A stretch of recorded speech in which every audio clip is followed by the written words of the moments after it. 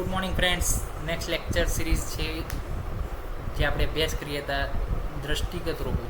દ્રષ્ટિગત રોગોની અંદર લિંગનાશ, એમાં પણ કફજ લિંગનાશની આપણે જે સર્જરી, જે શસ્ત્રકર્મ કરવામાં આવે છે કફજ લિંગનાશની અંદર, એના વિશે આપણે અભ્યાસ કરવો છે. તો એ સર્જરીના કોન્ટ્રાઇન્ડિકેશન શું? તો કે જે પેશન્ટની અંદર કફજ લિંગનાશ હોય પ્લસ એની અંદર તૃષ્ણા હોય, કાસ હોય, પીનસ, અજીર્ણ, ભીરું એટલે કે ડરતો હોય, છરદી એટલે કે વોમિટિંગ હોય, શિરશૂલ, કર્ણશૂલ, અક્ષિશૂલ, આ બધા જે સિમ્ટમ્સ હોય, એ બાળ હોય, વૃદ્ધ હોય, દુર્બલ હોય, તો આ લિંગનાશની સર્જરી કરી શકાય નહીં. હવે આ વેધન જે કરવાનું છે, જે શસ્ત્રકર્મ કરવાનું છે, એની વિધિ શું છે? વેધન વિધિ. તો એને પૂર્વકર્મ તરીકે એટલે કે પ્રી ઓપરેટિવ તરીકે આપણે સ્નિગ્ધ વિન્નસ્ય તસ્ય અથ કાલે નાતિઉષ્ણ શીતલ, એટલે કે ચૈત્ર અને મૃગશિરના સમયગાળામાં કે જ્યારે બહુ ઉષ્ણ પણ કાળ નહીં, જે બહુ શીત પણ કાળ નહીં, ત્યારે સ્નેહન, સ્વેદન, વિરેચન, વૃત્પાન અને નશ્ય આ દરેક વસ્તુથી શોધન કરેલા જે છે માણસની અંદર આગળની રાત્રે માંસરસ કાઢેલ દર્દી જે છે યોગ્ય છે. એટલે આપણે શું છે, પેશન્ટનું પહેલાં સિલેક્શન થશે, પેશન્ટની પ્રિપરેશન થશે. તો પેશન્ટના સિલેક્શનમાં શું છે? તો કે સ્નેહન, સ્વેદન, વિરેચન, વૃત્પાન, નશ્ય જેનું થઈ ગયું છે કયા સમયગાળામાં? તો કે ચૈત્ર અને મૃગશિરના સમયગાળામાં, કે જ્યારે બહુ ઉષ્ણતા પણ નથી, બહુ શીતળતા પણ નથી, અને આગળની રાત્રે જેને માંસરસ કાઢેલું છે એવા દર્દીને આપણે પસંદ કરવાનું છે. ચલો, દર્દી પસંદ થઈ ગયો. સર્જરીના દિવસે હવે કોઈ ફૂડ ખાવાનું નથી.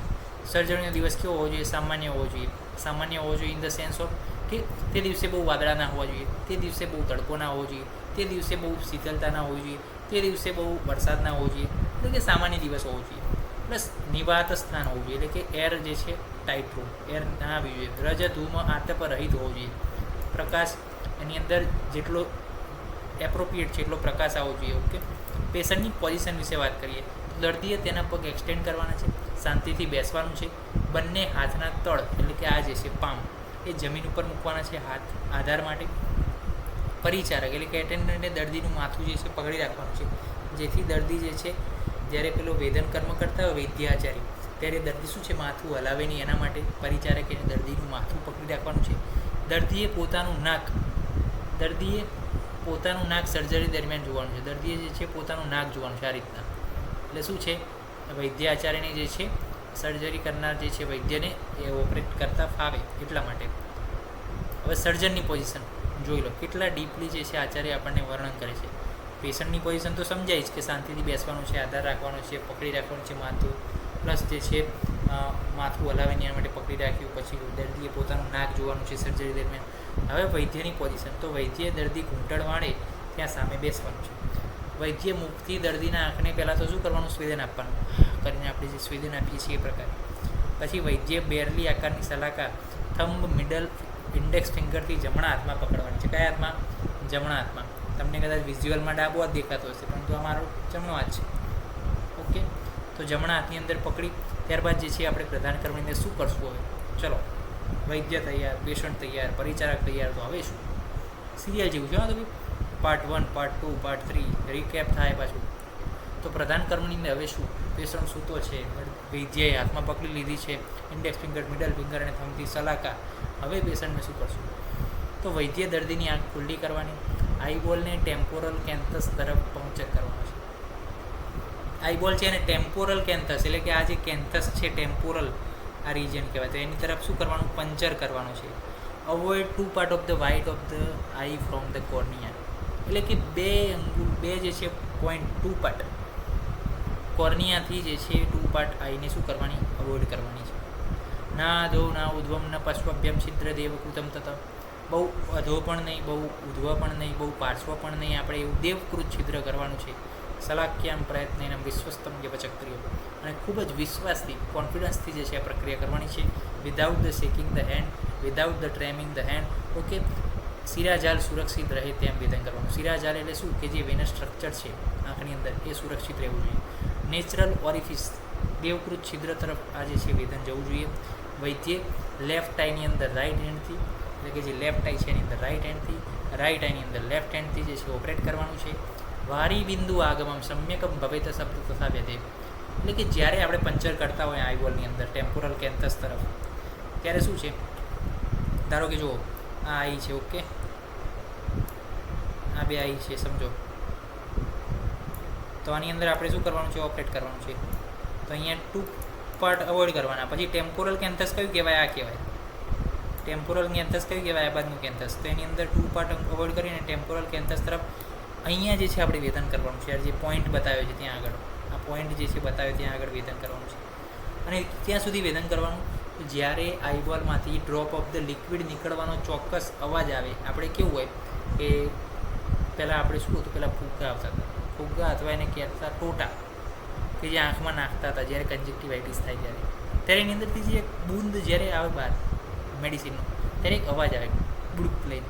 તો એ અવાજ જે છે વારી બિંદુ આગમન, એવો અવાજ પાણી નીકળવાનો ચોક્કસ અવાજ આવે ત્યારે આપણે માનવું કે સમ્યક વેધન થયું છે. ઓકે. જ્યારે વેધન થાય તરત જ સલાકાને સરખી રીતે યોગ્ય સ્થિતિમાં પકડવાની, without the tampering the hand.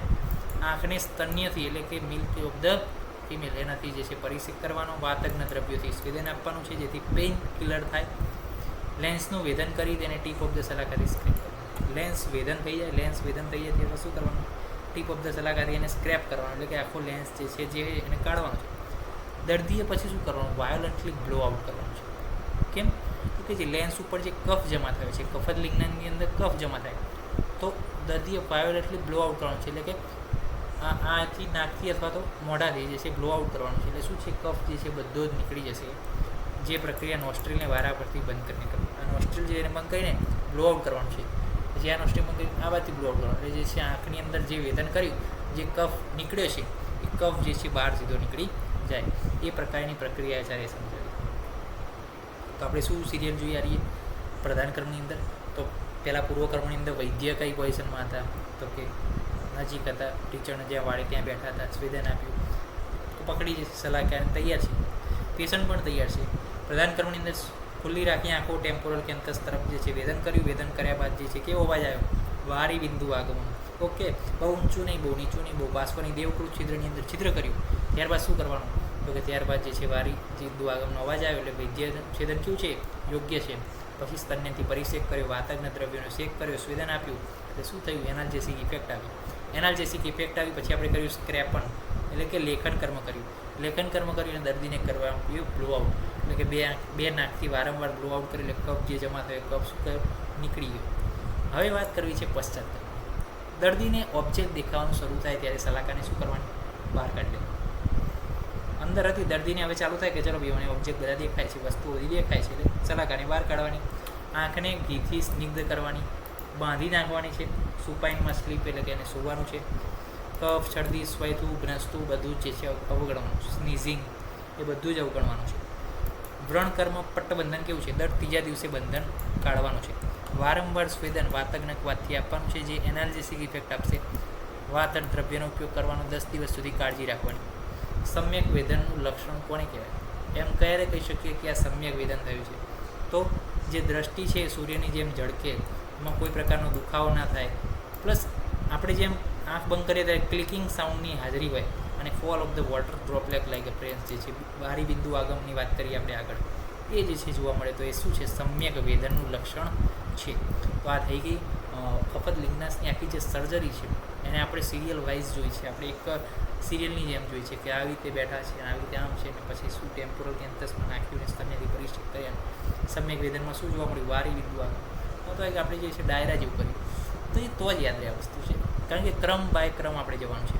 ડાયરામાં પેલા સપા કરું કેવા યાદ રહે બધાને, તો એ જ રીતે આ પણ વસ્તુ છે કે કપદ લિંગ નાશ આપણે બનાવશું એ પણ કરશું. તો શું છે આ બધું સહેલું લાગે. તો નેક્સ્ટ લેક્ચરની અંદર મળીશું નેક્સ્ટ ટોપિક સાથે. ત્યાં સુધી રજા આપશો. જય હિન્દ, જય ભારત, જય આયુર્વેદ, જય ધન્યવાદ.